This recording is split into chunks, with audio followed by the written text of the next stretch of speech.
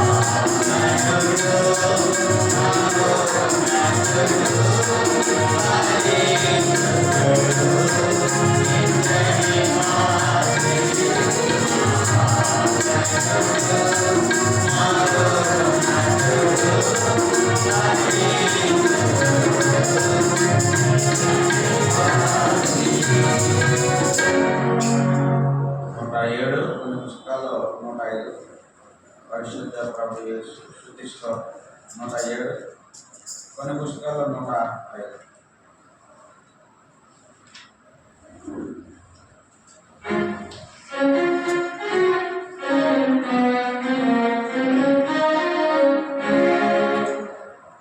పరిశుద్ధ ప్రభు యేసు స్తుతిస్తూ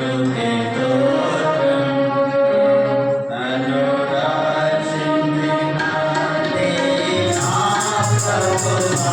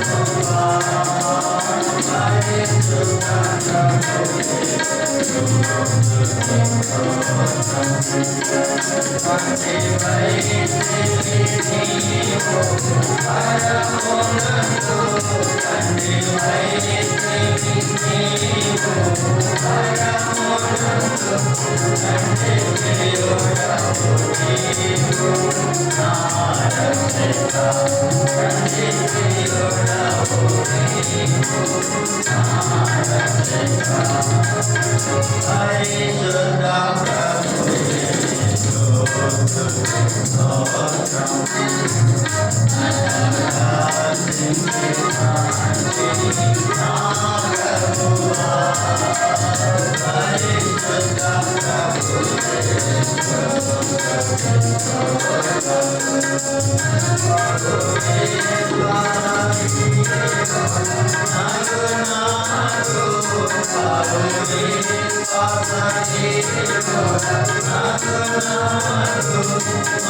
గొప్ప దేవుడవని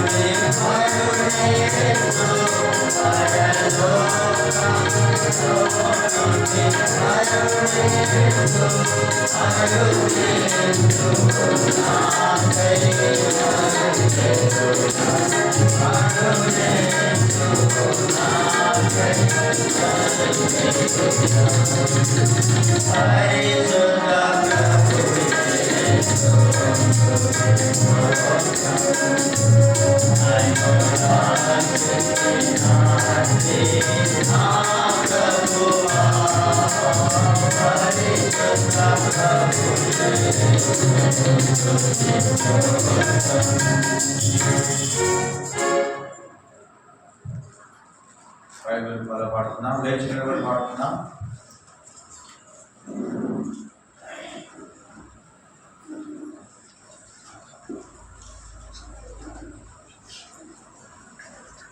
పిల్లలు ముందు చెప్పండి.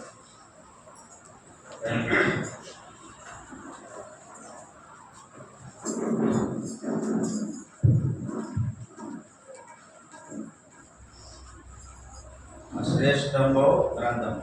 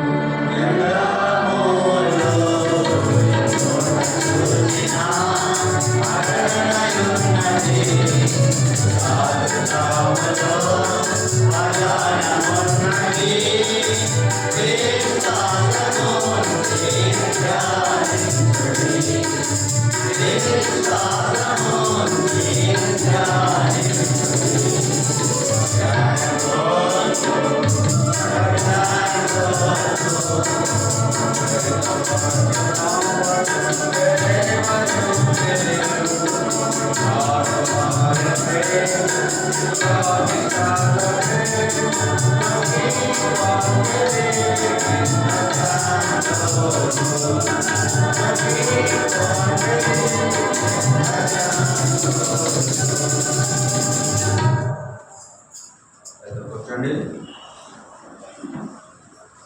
ప్రభువును మనం ఆరాధించడానికి ముందుగా ప్రకటన గ్రంథం 21వ అధ్యాయం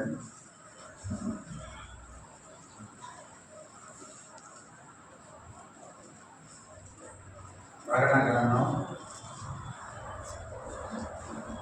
21వ అధ్యాయము 5వ వచనము మనం కలిసి చదువుకుందాం.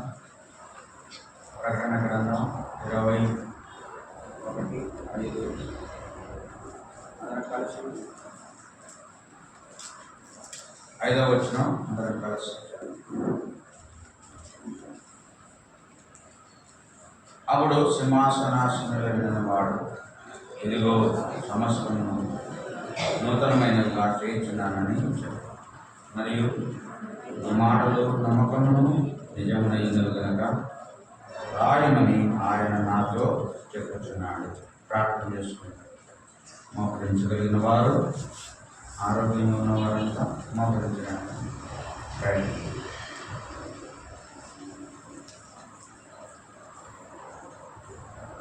తండ్రి, పరిశుద్ధ దేవ యేసుక్రీస్తు ప్రభు నామ స్తోత్రాలు.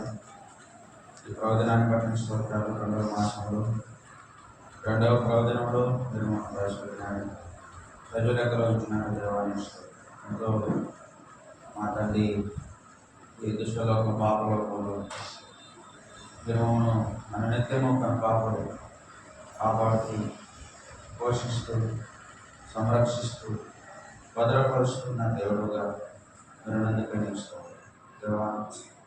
పిల్లలముగా అందరం చేరువచ్చి భాగ్యం ఇచ్చారు. నేను ఆత్మతోనూ సత్యముతోనూ ఆరాధించినట్లుగా మరి మా సమయాన్ని దీవించమని నేను మాత్రం ప్రభావానికి చెల్లించి చేసుకున్నాం. ప్రాణం పెడుతున్నాం తండ్రి. ఆమేన్.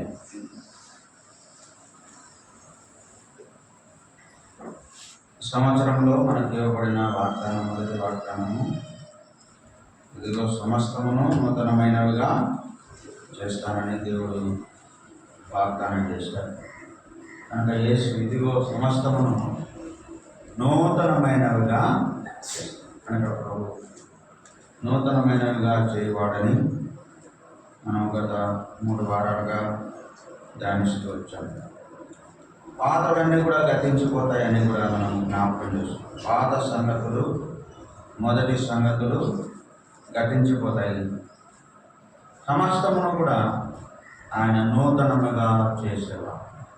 నూతనమైన విధానంలో చేసేవాడు. పోయిన వారంలో మనం చూసాము, పాత భూమి, పాత ఆకాశము అన్నీ గతించిపోతాయి, కానీ మరి సముద్రం కూడా గతించిపోతుంది, కానీ ఆయన ఒక నూతనమైన యెరూషలేము మన కొరకు సిద్ధపరుస్తున్నాడని మనం నూతనమైన యెరూషలేము అనే పట్టణము ఆయన మన కొరకు సిద్ధపరుస్తున్నాడు. ఆ నూతనమైన యెరూషలేము మరి సిద్ధపరచబడతా ఉంది. పరలోకం నుండి దిగి వస్తుందని జ్ఞాపకం చేస్తుంది. ఈ నూతనమైన యెరూషలేము అనగా పాత యెరూషలేము, ఇప్పుడున్న యెరూషలేము, యూదులు ఆరాధించేటువంటి స్థలము, అది కూడా గతించిపోతుంది. అది మరి ఎటువంటిదో మనం కనుక మన జీవితం కూడా పాత సంగతులన్నీ కూడా మన జీవితంలో నుండి కూడా ఆయన తీసివేసి నూతనమైన జీవితాన్ని మనకి ఇచ్చాడని మనము జ్ఞాపకం చేసుకున్నాం. ఆ పాత యెరూషలేము అనేది అది యెబూసీల పట్టణం అని, అది ఒక పర్వతము మీద ఉన్నటువంటి స్థలం అని, అది గుడ్డివాళ్ళు నివసించే స్థలం అని, ఆ పట్టణము మరి దావీదు కాలంలో దేవుడు దాన్ని చూపించి సొలొమోను ద్వారా మందిరం బంగారంతోనూ రాళ్లతోనూ మరి వెలగలిగినటువంటి ఆ దేవదార మానులతో అది కట్టబడింది. అయినప్పటికీ అది కూల్చబడింది, అది పడద్రోయబడింది. ఇప్పుడు మరలా వాళ్ళు మందిరం కట్టుకోవాలనే ప్రయత్నం చేస్తున్నారు. అయితే దేవుడు దాని కొరకు ఆయన మరి లేడు, కానీ ఆయన నూతనమైన యెరూషలేములో పరలోకము నుండి దిగి వచ్చేటువంటి ఆ యెరూషలేములో నీవు నేను ఉండాలని దేవుడు మనము కూడా ఏర్పరచుకున్నాడు. ఈ పాతది దాని కొరకు కాదు, నూతనమైన యెరూషలేము మన కొరకు సిద్ధపరచబడతా ఉంది. దాని కొరకు మనల్ని సిద్ధపరుస్తున్నాడు, దాంట్లో మనల్ని ప్రవేశపెడతాడు. కనుక ఈ పాత సంగతులన్నీ గతించిపోయి నూతనమైనది, కొత్తది దేవుడు మనకి ఇస్తాడు. అందుకే ఇక్కడ ఆమె ఇదిగో సమస్తము నూతనమైనవిగా చేస్తాడు. సమస్తము కూడా నూతనమైనవిగా చేస్తాడు. కనుక సమస్తము నూతనమైనవిగా చేసే దేవుడే. అందుకు మనం ఆయన ఆరాధించాలి. ప్రభా, మా జీవితంలో ఎన్నో నూతనమైనవి నువ్వు చేసావు తండ్రి, నీకు స్తోత్రాలు. నూతనముగా నన్ను జన్మింపజేసినావు, నూతనముగా నాకు నూతన పురుషునిగా చేసినావు, నూతన హృదయమును ఇచ్చినావు, నూతన ఆత్మనిచ్చినావు, నూతనమైన పేరు ఇచ్చినావు, నూతనముగా నన్ను జీవింపజేస్తున్నావు దేవా, నీకు స్తోత్రాలని ఆయన మనం ఆరాధించబోతున్నాడు. అది మాత్రం కాదు, ఆయన మన జీవితంలో సమస్తమును నూతనముగా చేసే దేవుడు, నూతన కార్యాలు చేస్తాడు. కనుక ఆయన నూతన కార్యములు చేయవాడు. ఏం కార్యాలు చేస్తాడు చెప్పండి? నూతనమైన పాత కార్యాలు కాదు. పాత కార్యముల కొరకు ఆయన మనల్ని ఏర్పరచుకోలేదు. మన జీవితంలో మనం రక్షించిన తర్వాత, మనం నూతనపరిచిన తర్వాత, నూతన జీవాన్ని మనకిచ్చిన తర్వాత, నూతన వెలుగును మనకిచ్చిన తర్వాత, ఆయన మన జీవితంలో నూతనమైన విధానంలో ప్రభు కొరకు జీవించినట్లుగా మన జీవితంలో ఆయన నూతన కార్యములు చేయవాడు. ఏం కార్యం చేస్తారంట? నూతన కార్యాలు. అందుకే ఆయనకు ఆశ్చర్యకరుడు. ఆశ్చర్యకార్యాలు చేసేవాడు, నూతన కార్యాలు చేసేవాడు, బలమైన కార్యాలు చేసే దేవుడు ఆయన. కనుక అందుకే ఒక కీర్తనకారుడు కూడా ఒక పాట రాసినాడు, నూతన కార్యములు చేయువాడు ప్రభు ఆశ్చర్యకరుడు అని. నూతన కార్యములు చేయువాడు ప్రభు ఎటువంటి వాడు? ఆశ్చర్యకరుడు. కనుక ఎవరైనా ఒక కొత్తది చేసినప్పుడు అనేకులు ఏమవుతారు చెప్పండి? ఏమవుతారు? ఆశ్చర్యపడతారు. ప్రభు చేసే కార్యాలు చూసినప్పుడు అనేకులు ఆశ్చర్యపడుతూ వచ్చినారు. అందుకే యెషయా గ్రంథం 9:6లో ఆయనకున్న పేరులో ఒక పేరు ఏమిటంటే ఆయన ఆశ్చర్యకరుడు. యెషయా గ్రంథం 9వ అధ్యాయం 6వ వచనము, మరి 3వ లైన్లో 4వ లైన్లో ఉంది. ఆశ్చర్యకరుడు. ఎవరంటే మన దేవుడు చెప్పండి? ఆశ్చర్యకరుడు. ఆయన ఆశ్చర్యకార్యములు చేసే దేవుడు అన్నమాట.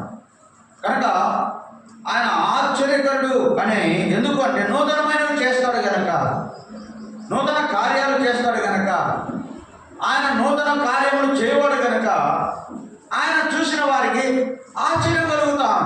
కనుక మన ప్రభు అలాగ నూతనమైన కార్యములు చేసే దేవుడని మనకు జ్ఞాపకం చేయబడతాం. కనుకనే ఆయన లూకా సువార్త 4వ అధ్యాయం 22వ వచనంలో అక్కడ మాట్లాడుతున్నప్పుడు, ప్రభు మాట్లాడుతున్నప్పుడు ఆయన దయగల మాటలకు అనేకులు ఆశ్చర్యపడ్డారని జ్ఞాపకం చేయబడు. చూడండి, లూకా సువార్త 4వ అధ్యాయం 22వ వచనం.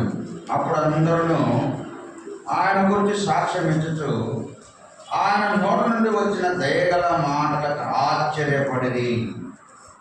ఈయన యోసేపు కుమారుడు కదా అని చెప్పుకుంటున్నారు. ఎందుకు వాళ్ళకి అంత ఆశ్చర్యం అవుతుంది అంటే ఆయన మాటలు ఆశ్చర్యకరమైన మాటలు.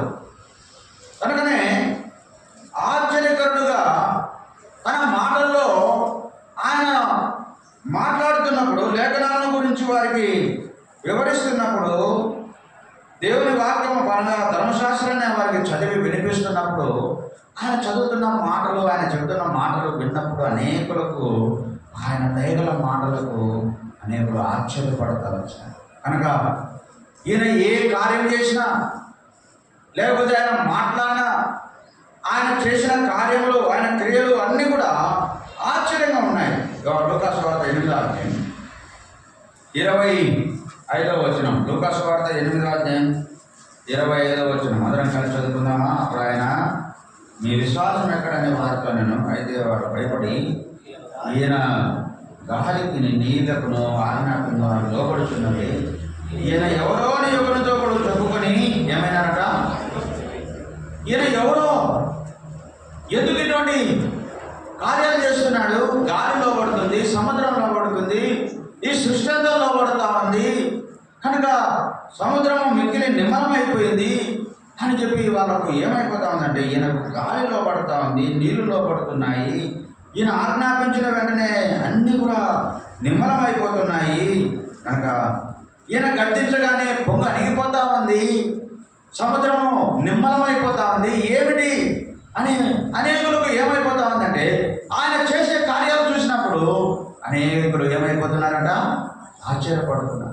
ఆయన ఏదైనా మాట్లాడినప్పుడు, ఆయన మాటలు విన్నప్పుడు కూడా ఇదేదో కొత్తగా ఉంది అనేసి అనేకులు ఆయన మాటలు విని ఆశ్చర్యపడి, ఏంది వడ్లవాని కుమారుడు కదా, ఇంతగా ఈయన మాటల్లో ఇంత శక్తి ఉంది, ఇంత అధికారంతో బోధిస్తున్నాడు కనుక ఆశ్చర్యపోతున్నారు. మనకు తెలిసిన ఆయనే కదా, ఈ గొల్ల వాళ్ళకు ఆ గొల్ల వాళ్ళ ఆ యోసేపు వాళ్ళ పిల్లోడే కదా, ఈయన ఇటువంటి సంగతులు బోధిస్తున్నాడే, మనకు తెలియని సంగతులు బోధిస్తున్నాడే, కనుక ఆయన మాటలుగా ఆశ్చర్యపడుతున్నారు. ఆయన యొక్క కార్యాలు, ఆయన క్రియలు వారు చూసినప్పుడు, ఆయన చేసిన క్రియలను చూసినప్పుడు వారు ఆశ్చర్యపడుతూ ఉన్నారు. కనుక చూడండి, మత్తయి సువార్త 21వ అధ్యాయం 20వ వచనం. మత్తయి సువార్త 21వ అధ్యాయం 20వ వచనం. శిష్యులది చూసి ఆశ్చర్యపడి అందరూ చెట్టు ఎంత త్వరగా ఎండిపోయి. ప్రభు చెప్పినాడు, ఏమన్నాడంటే, ఇక నువ్వు ఎన్నడూ కూడా ఇక మీద ఎన్నటికీ నువ్వు కాపు కాయం అనగానే తక్షణమే ఎండిపోయిందట. ఒక చెట్టు ఎండిపోవాలంటే ఒక రోజు కొడితే అది సాయంత్రానికి కొంచెం వాడగలుగుతుంది, మరుసటి రోజు కొందరంత వాడగలుగుతుంది, మరుసటి రోజు కొంత వాడగలుగుతుంది. అది మనకు ఉపయోగపడాలి, ఉపయోగం కావాలి అని అంటే కొన్ని దినాలు పడుతుంది. అయితే ప్రభు నోట్లో నుండి వచ్చే మాట వెన్నడు కూడా ఇది నువ్వు కాయవని చెప్పి అందరూ చెట్టుతో ప్రభు అనగానే ఆ చెట్టు వెంటనే తక్షణమే ఏమైపోయిందంటే చెప్పండి, ఎండిపోతానే. శిష్యులు చూశారు, ఏంది అగ్గి తగలే, ఎండ తగలే, కనుక ఏమీ లేకపోయినా తక్షణమే ఇది ఎండిపోయిందంటే ఈయన ఎంత ఆశ్చర్యకరుడు అనేది వారు ఆ సంగతులు చూసినప్పుడు ఆశ్చర్యపడతా వచ్చినారు. ఇంకొక మాట చూడండి, యోహాను సువార్త 2వ అధ్యాయం. యోహాను సువార్త 2వ అధ్యాయం. ప్రభు ఏం చేసినా కూడా నూతనమైనవి చేసేవాడు, నూతన కార్యాలు చేసేవాడు కనుక, నూతన కార్యములు చేసే దేవుడు కనుక అనేకులు ఆశ్చర్యపడతా ఉన్నారనేది నా తలం. కనుక ప్రభు చేసేటువంటి కార్యాలు, నూతన కార్యాలు, ఆయన మాటలు ఆశ్చర్య కలిగించేవి, ఆయన యొక్క క్రియలు అనగా ఆయన ఏమి మాట్లాడి గద్దించిన సముద్రం కానీ గాలి కానీ లేకపోతే ఏదైనా సరే లోబడిపోతా ఉంది. చెట్లు కూడా ఏమైపోతున్నాయి చెప్పండి, ఎండిపోతున్నాయి. ఆ చెట్లను ఆయన గద్దించగానే ఆ చెట్లు కూడా ఎండిపోయినట్టుగా మనం చూస్తాం. లూకాసు వార్త 2వ అధ్యాయం 11వ వచనం అందరం కలిసి చదువుకున్నామా? లూకాసు వార్త 2వ అధ్యాయం 11వ వచనం. గలిలయలోని కానాలో యేసు ఈ మొదటి సూచక్రియను చేసి తన మహిమను బయలుపరచును, అందువలన ఆయన శిష్యులు ఆయన యందు. ఇక్కడ కానా వివాహంలో కూడా ఆయన ఒక మొట్టమొదటి సూచక్రియ చేశాడు. యేసు ప్రభువారు కానా వివాహంలో చేసిన ఆ మొదటి సూచక్రియ చూసిన వారు అనేకులు కూడా ఆయనకు విశ్వాసం ఉంచారు. ఏంటి నీళ్ళేంటి, ఇంతవరకు ఉన్నటువంటి ద్రాక్షారసం ఒక రకంగా ఉంది, ఇప్పుడున్నటువంటి ద్రాక్షారసము వేరుగా ఉంది అని చెప్పి ఆ ద్రాక్షారసము నీళ్లు ద్రాక్షారసంగా మారిన వెంటనే అనేకులకు ఆయన చూసి ఆశ్చర్యపడి ఏంటి ఇంతగా ఈ సూచక్రియ జరిగింది అనేసి వారు ఎంతగానో ప్రభువును మహిమపరిచి వారు ఆయన విశ్వాసం ఉంచినారు. కనుక ఆయన ఏం చేసినా కూడా అది ఆశ్చర్యకరమైనది, అది నూతనమైనదిగా ఉంటుంది. కనుక దాని రంగు మారిపోయింది, దాని రుచి మారిపోయింది, దాని యొక్క టేస్ట్ మారిపోయింది. కనుక వారు ఆశ్చర్యపడతా ఉన్నారు. 3 రకాలైనటువంటి స్వభావం నీళ్లకు ఉంటుందని వాక్యంలో మనం తెలుసుకో. నీళ్ళు మనకు సూచనగా ఉంది, ఈ నీళ్లు మనకు గుర్తుగా ఉన్నాయి. ఈ నీళ్లు ఏం చేయబడినాయి ఇప్పుడంటే నీళ్ళు ఏం చేయబడినాయి? ద్రాక్షారసంగా. అంటే రంగు మారిపోయింది, రుచి మారిపోయింది, వాసన కూడా మారిపోయింది. నీళ్ళు మామూలుగా వాసన ఉండవు, రుచి అంటే చప్పదా ఉప్పదా అని చెప్పుకోవచ్చు. అంతేగాని ద్రాక్షారసంగా మార్చబడ్డం అంటే ద్రాక్షారసం ఎలా ఉంటుంది? అది మధురంగా మార్చబడ్డాయి. ఆ నీళ్లు మధురమైపోయినాయి. దాని రంగు మామూలుగా తెల్లగా ఉండేటువంటి ద్రాక్షారసం ఏ కలర్లో ఉంటుంది? ఎర్రగా ఉంటుంది. అలాగ మార్చబడినట్టుగా అవి చూసినప్పుడు అనేకులు ఆశ్చర్యపరచబడినట్టుగా దేవుడు మన జీవితంలో కూడా అలాంటి ఆశ్చర్యమైన కార్యాలు, ఎన్నో ఆశ్చర్య కార్యాలు ఆయన చేసిన వాడు ఉన్నాడు. కనుక ఈ నీళ్లు మనం పోల్చుకుంటే నీళ్లు ఎటువంటివి అంటే చూడండి, ఆదికాండం 49:4 వచనం. ఆదికాండం 49వ అధ్యాయం 4వ వచనము అందరము కలిసి చదువుకుందాం. నీళ్ళను గురించి ఇక్కడ ఒక మాట యాకోబు తన కుమారుడైన రూబెనుతో మాట్లాడుతూ ఈ మాట జ్ఞాపకం చేస్తారు. ఆదికాండం 49:4. నీళ్ళ వలె చంచలుడవై నీవు అతిశయము పొందవు. నీళ్ళు ఏమో ఎట్లా ఉంటాయంటే చెప్పండి, చంచలత్వానికి. యెషయాగ్రంథం 57 అధ్యాయం. యెషయాగ్రంథం 57:20. యెషయాగ్రంథము 57 అధ్యాయం 20వ వచనం కూడా మనం కలిసి చదువుతున్నాం. భక్తిహీనులు కదులుచున్న సముద్రపు వంటి వారు అది నిమ్మలింపడాడు. కనుక నీళ్ళు అనేది ఏం జ్ఞాపకం చేయబడుతుందంటే నీళ్లు అనేది అది చంచలత్వానికి గుర్తుగా ఉంది. నీళ్లు అనేది నిమ్మలముగా ఉండడు అనేది అది ఎప్పుడు కదులుతూ ఉండేది అని మనకు జ్ఞాపకం చేయబడతాం. భక్తిహీనులు కదులుచున్న సముద్రము ఎప్పుడు కూడా ఎక్కడుందంటే చెప్పండి, నిమ్మలముగా. సముద్రం నిండా నీళ్ళు ఉన్నప్పటికీ అది నిమ్మలముగా ఉండనే ఉండదు. ఎప్పుడు అది ఏమైతే ఉంటుందంటే కదులుతూనే ఉంటుంది. నేను నా జీవితం కూడా నీళ్ళతో పోల్చుకున్నప్పుడు దేవుడు మన జీవితంలో నీళ్ళ వంటి మనను మధురమైనటువంటి ద్రాక్షారసంగా మార్చినాడు. ఆశ్చర్యమైన కార్యం చేశాడు. నూతనమైన కార్యం అక్కడ జరిగినట్టుగానే నేను ఆ జీవితంలో కూడా నేను ఎలాంటి వాడు అంటే నీళ్ళ వలె. యాకోబు అంటున్నాడు రూబేన్ విషయంలో, రూబేన్ నువ్వు ఎటువంటి వాడు అంటే నీళ్ళ వలె చంచలుడు. ఇక్కడ కొంతసేపు నీ మనసు ఉంటుంది, ఇంకొంతసేపు ఇంకొక స్థలంలో ఉంటుంది, ఇంకొక స్థలంలో ఉంటుంది. నువ్వు చంచలుడుగా ఉన్నావు కనుక నీ మనసు అనేది నీ హృదయం అనేది ఎలాంటిదంటే నువ్వు చంచలుడుగా ఉంటావు కనుక నీళ్ళ వలె చంచలుడుగా ఉంటావని నీళ్ళతో పోల్చాడు. కాబట్టి మన జీవితంలో ప్రభు మనను ఆయనకి ఇష్టమైన వ్యక్తిగా బిడ్డగా మార్చకముందు, ప్రభు ఎదుగు రాకముందు నా జీవితం ఏంటంటే నీళ్ళలాగా చంచలుడముగా, ఇటువంటి తిరిగే వారముగా, నిమ్మలం లేని వారముగా, నిబ్బరము లేని వారంగా, కదులుతూ ఉండే వారంగా, కనుక దేవునికి విరోధంగా జీవించేటువంటి వారముగా రాయబడిగా వారి ఎవరి గురించి రాయబడుతుందంటే భక్తిహీనులు. నీళ్ళను దేంతో పోల్చాడంటే ఆ చంచలత్వాన్ని, లేదా కదులుతున్నటువంటి ఆ సముద్రాన్ని దేంతో పోల్చాడంటే భక్తిహీనులకు పోలుస్తున్నాడు. కనుక నేను కూడా ప్రభు ఎదుగు రాకముందు నూతనమైన కార్యము, నూతనమైన జీవితము ప్రభు మనకి ఇవ్వకముందు, నూతన పురుషునుడిగా, నూతన జన్మ అనుభవంలోనికి రాకముందు నేను ఎలాంటి వారంగా ఉన్నామంటే భక్తిహీనులముగా, కదులుచున్న వారముగా, చంచలులముగా మనం ఉన్నట్టుగా దేవుని వాక్యంలో మనకు జ్ఞాపకం. అందుకే మనం స్థిరంగా ఉండేవారం కాదు, స్థిరంగా కదలకుండా ఉన్నటువంటి వారం కాదు. మన పాపాన్ని బట్టి మనం ఎల్లప్పుడూ కూడా కదులుతూ భక్తిహీనతతో మనం జీవించేటువంటి వారు. రెండవది ఏంటంటే నీళ్ళకు ఉన్నటువంటి స్వభావం ఏంటంటే అది కిందికి పారుతుందంట. ఎక్కడున్నా కూడా నీళ్ళు ఏం చేస్తాయి చెప్పండి, ఎక్కడికి పారుతుంది? అది ఎత్తుకు పారుతాయా? నీళ్ళు ఎప్పటికీ ఎక్కడికి పోతాయి? తగ్గుకే దిగిపోతూ ఉంటాయి. నీళ్ళ యొక్క స్వభావం ఏంటంటే తగ్గుకు పారిపోవడం, లేదా కిందకు పారడం. ఎక్కడ తగ్గుగా ఉంటుందో ఆ తగ్గుకే అది పారిపోతుంది. కనుక మనం వంట చేసేటప్పుడు కూడా పాత్ర ఒకవేళ ఇట్లా బ్యాలెన్స్ అయినా కొంచెం తక్కువగా పెడితే ఎసురంతా ఏమైపు వస్తుంది? తగ్గుకు వస్తుంది. కనుక నీళ్లు దేనికి గుర్తంటే అవి కిందికి దిగిపోతాయి. కనుక కిందికి దిగిపోయేది ఎవరు చూడండి, కిందికి దిగిపోయేది ఎవరు? కీర్తన 9:17 చదవండి. కీర్తన గ్రంథం 9వ అధ్యాయం 9వ కీర్తన 17వ వచనం కలిసి చదువుకున్నామా? దుష్టులను దేవుని మనసు జలం పాతాళమునకు. యెషయా గ్రంథం 5వ అధ్యాయం 14వ వచనం.